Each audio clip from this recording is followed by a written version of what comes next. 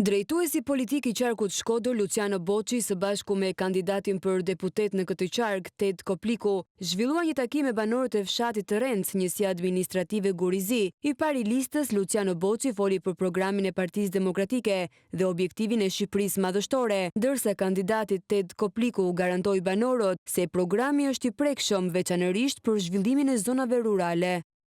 Dhe më pas të gjitha angazhimet për 4 vite për të filluar për të ngritur atë që ne konsiderojmë Shqipëria madhështore. Programi i Partisë Demokratike është një program shumë serios dhe shumë i prekshëm që i prek direkt edhe këto zona. Kërkoj votën tuaj. Kandidati tjetër i Partisë Demokratike për qarkun Shkodër, Bart Spahia, ka vijuar takimet elektorale me kryefamiljar të Postribës, teksa ka prezantuar programin elektoral. Spahia u shpreh i bindur se Shkodra në 11 maj do të jetë udhëheqësja e fitores së Partisë Demokratike që po e presin të gjithë shqiptarët.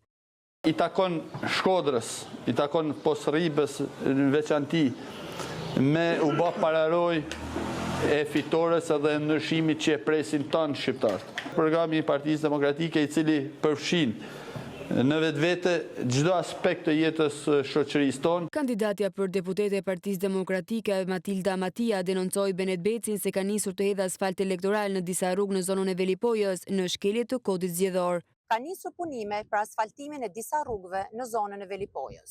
Këto veprime të Bashkisë Shkodër përbën një shkelje të këtij kodi dhe një përpjekje për të ndikuar në vullnetin e zgjedhësve përmes investimeve të minutës së fundit.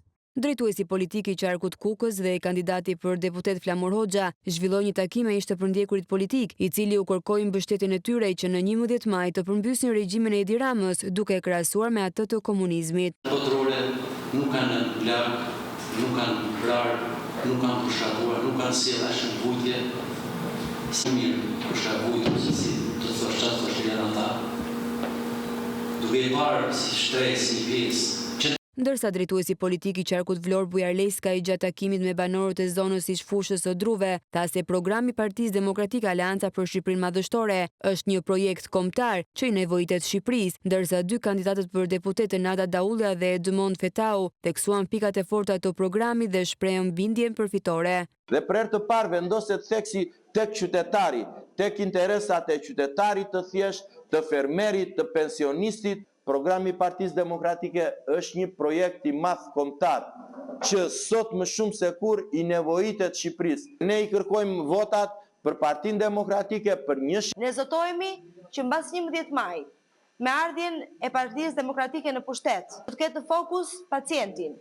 Thellojmë duhet që këto 10 ditë që kanë mbetur, ne të bëjmë natën ditë për të trokitur edhe në ato pak dyja që na kanë mbetur.